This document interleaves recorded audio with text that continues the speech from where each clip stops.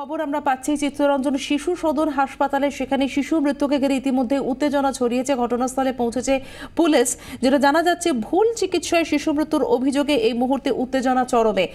বিস্তারিত জেনে নেব আমাদের প্রতিনিধি সন্দীপ সরকার আমাদের সঙ্গে রয়েছেন টেলিফোন লাইনে। সন্দীপ, কি খবর পাচ্ছ?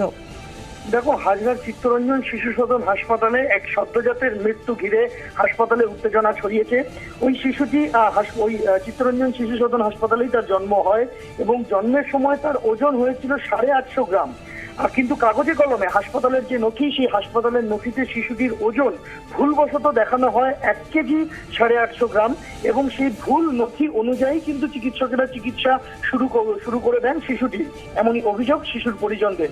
এবং আজকে সকালে যখন শিশুটির মৃত্যু হয়, শিশুটির মৃত্যুর পর এই বিষয়টা জানাজানি হলে হাসপাতালে ক্ষোভে ফেটে পড়েন শিশুর পরিজনেরা এবং হাসপাতালের সুপারের ঘরে গিয়ে তারা বিক্ষোভ দেখাতে শুরু করেন এবং পরিস্থিতি ক্রমশ আয়ত্তের বাইরে চলে যায়। হাসপাতালে ভাঙচুরের মতো একটা পরিস্থিতি তৈরি হয়ে গিয়েছিল। পরবর্তীতে ভবানীপুর থানার পুলিশ গিয়ে পরিস্থিতি কিছুটা আয়ত্তে আনে। স্থানীয় কাউন্সিলর ঘটনাস্থলে পৌঁছে তিনিও উত্তেজনা প্রশমনের একটা চেষ্টা করেন। তবে এখনো পর্যন্ত হাসপাতালে এই ঘটনাকে কেন্দ্র করে যথেষ্টই উত্তেজনা রয়েছে।